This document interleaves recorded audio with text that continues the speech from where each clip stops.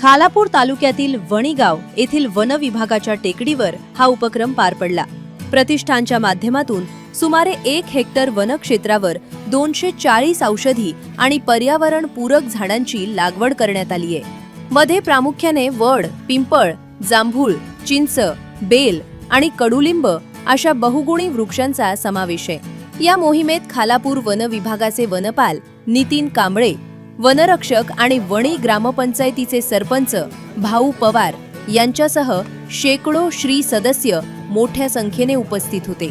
विशेष म्हणजे प्रतिष्ठानने केवळ वणी येथेच नव्हे तर खोपोली, शिळफाटा, शेडवली, सासगाव आणि डोणवत येथेही 1000 पेक्षा जास्त वृक्षांची यशस्वी लागवड आणि संगोपन केले।